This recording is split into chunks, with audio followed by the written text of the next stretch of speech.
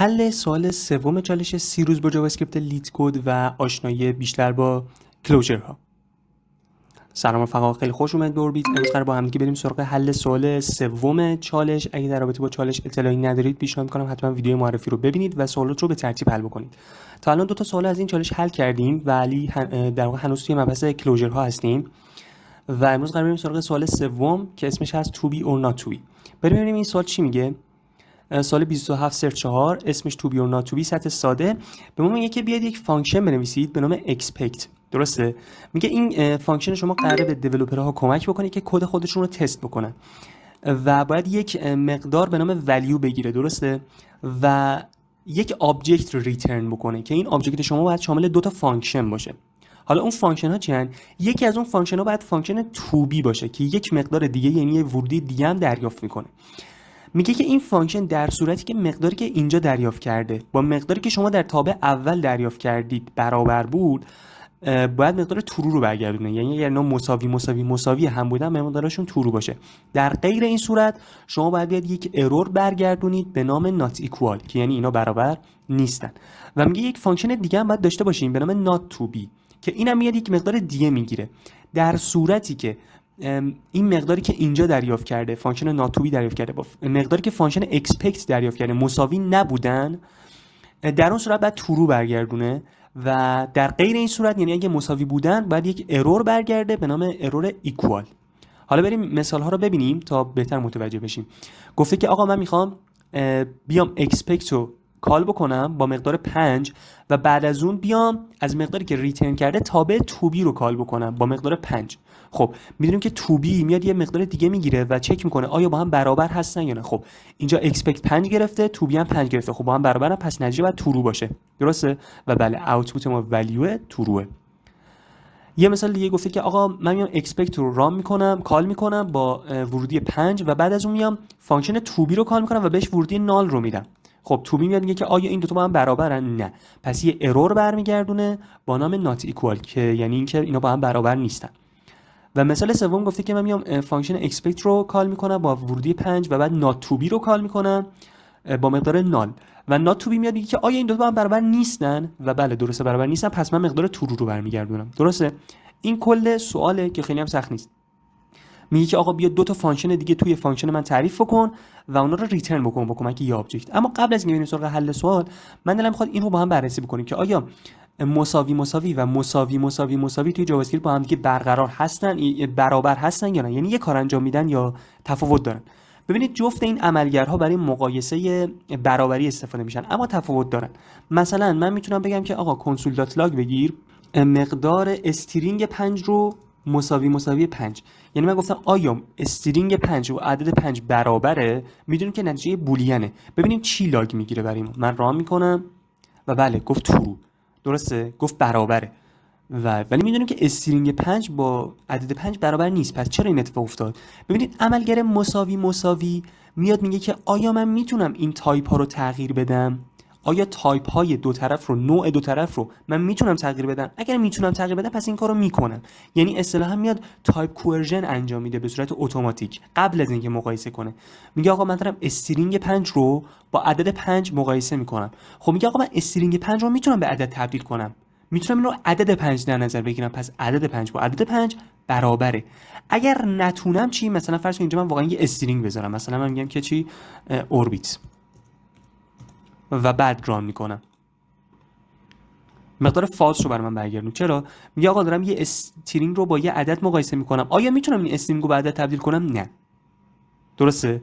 زمانی میتونم استرینگ رو به عدد تبدیل بکنم که خود استرینگ هم نمایش دهنده یه عدد باشه. درسته؟ به صورت استرینگی. الان مثلا گفتم آیا 8 مساوی با 5 اگر بگیرم میگه فالس، ولی این در واقع اومده عدد 8 رو با عدد 5 مقایسه کرده. اگه اینجا مثلا بگم عدد 5 در صورتی که یکیشون استرینگ یکیشون عدده اما باز میگه ترو، چون این عملگر مساوی میاد میگه که آیا من میتونم تایپ کوئرژن انجام بدم؟ اگر بله پس این کارو میکنم، بعد مقایسه انجام میدم. اما عملگر مساوی چی؟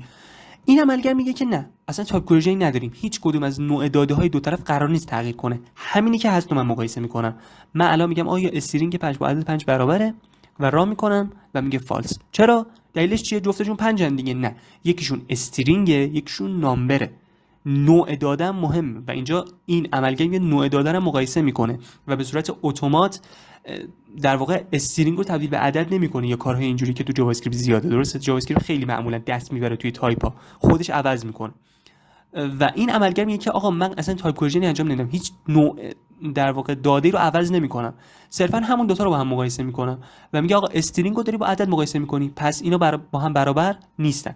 این از تفاوت اول مساوی مساوی و مساوی مساوی مساوی در جاوا اسکریپت. اما برگردیم سراغ حل سوال خودمون. گفته آقا شما باید دو تا فانکشن برگردونی که اینا قراره یه سری کار انجام بدن. خب پس بیاید این فانکشن ها رو بنویسیم. یکی از اون فانکشنایی که قراره برگردونی فانکشن تو بی هست، درسته؟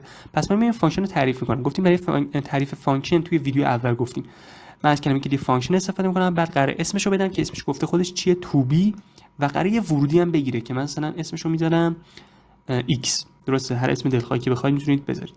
و میگم آقا بیا چک بکن if در صورتی که x مساوی مساوی مساوی بود با ول، یعنی متغیری که فانکشن تو بی دریافت کرده با متغیری که فانکشن expect دریافت کرده، اگر این دو تا با هم برابر بودن، در اون صورت شما بیا لطفا ریترن بکن مقدار ترو رو، درسته؟ اما else در صورتی که اینجوری نبودن چه اتفاقی بیفته؟ باید یه ارور برگرده دیگه، درسته؟ اما برای برگردوندن یه ارور نمیتونیم کلمه کلیدی در واقع ریترن استفاده کنیم، میتونیم کلمه کلیدی true استفاده بکنیم که به معنی پرتاب کردنه و بعد یه ارور برگردونیم. چجوری یه ارور برگردونیم؟ میگم که یه دونه نیو ارور میخوام ایجاد بکنم که این ارور من هست not equal، درسته؟ این ریترن من یه مقدار برمیگردونه، این ترو من در واقع داره یه ارور برمیگردونه. اومدم گفتم آقا از یه نمونه از شیء ارور بساز که اسمش هست not equal. پس اگر x با ول برابر باشه ترو، در غیر این صورت یه ارور برمیگرده، درسته؟ این میشه فانکشن اول ما. اما یه فانکشن دیگه هم میخوایم، پس من اینو تعریفش میکنم. میگم آقا یه فانکشن دیگه دارم که اسمش هست not to be و اینم قراره یه ورودی بگیره. من اسم اینم میذارم x و میگم که اوکی بیا چک بکن if در صورتی که مقدار x مخالف بود یا مساوی مساوی نبود با ولیویی که فانکشن expect گرفته، در این صورت شما باید ریترن بکنی مقدار ترو رو، درسته؟ اما در غیر این صورت اگه برابر بودن باید یه ارور برگرده. پس میگم که بیا یه ارور برای من پرتاب بکن، یک نیو ارور که این ارور باید به ما چی بگه؟ باید بگه ایکوال، باید بگه اینا مساوی هن و من اینو اینجا قرار میدم و تموم شد، درسته؟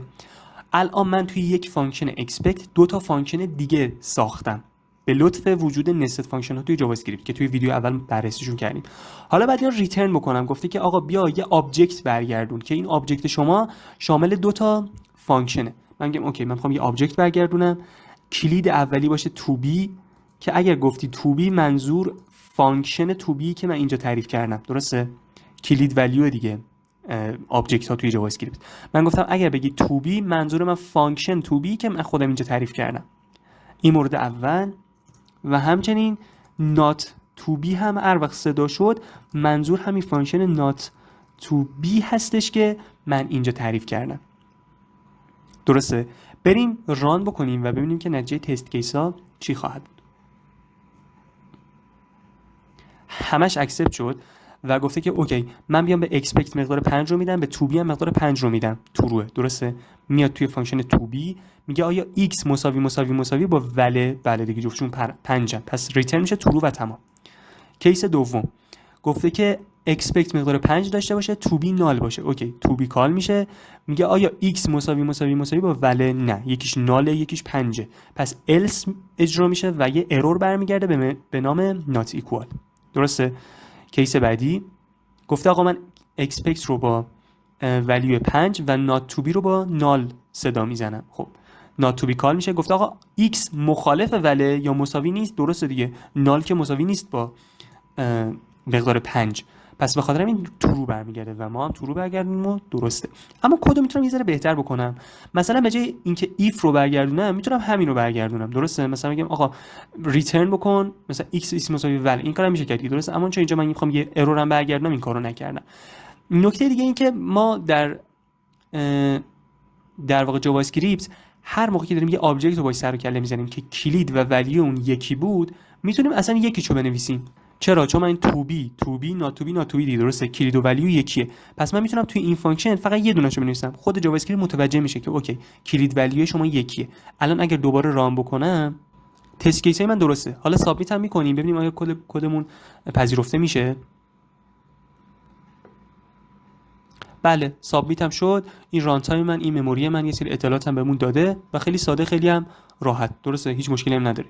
اینجا دیگه توی این مسئله ما درسنامه رو نداریم، گفتم بعد برید و اشتراک پرمیوم بخرید، اما میتونید سولوشن بقیه در واقع کاربر رو ببینیم. من میذارم روی جاوا اسکریپت و بریم ببینیم که مثلا اینا چیکار کردن، این دو تا جواب رو با هم دیگه بررسی بکنیم.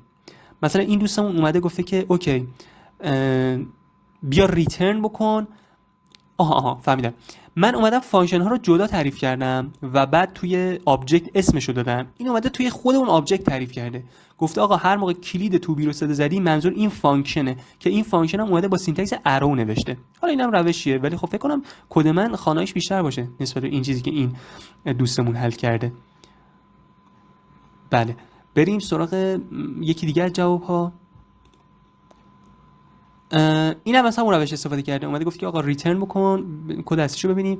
اومده گفته که ریترن بکنی یه آبجکت رو کلید تو بی مساوی با یک فانکشنه که این فانکشنش هم اومده با سینتکس ارو نوشته. گفته آقا یه ولیو رو دریافت بکن، اگر این دو تا ولیو با هم مثلا مخالف بودن ارور بده، در غیر این صورت ترو بده.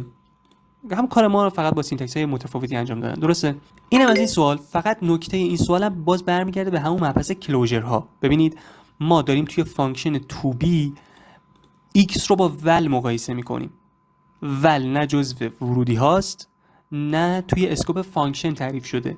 پس چرا فانکشن تو بی به مقدار ول دسترسی داره؟ به دلیل وجود کلوزر ها، درسته که توی ویدیو اول کامل بررسیشون کردیم. و اینکه میتونیم با کمک نست فانکشن ها داخل یک فانکشن دیگه ای تعریف کنیم و اون رو ریترن بکنیم. حالا اگه خواستیم چند تا فانکشن ریترن بکنیم میتونیم از آبجکت کمک بگیریم توی جاوا اسکریپت. این سوالم خیلی ساده بود، حل شد و در واقع سومین سوال چالش 3 روز با جاوا اسکریپت لیت کد بود و با کلوزر ها بیشتر آشنا شدیم. بریم بدون معطلی سراغ سوال بعدی.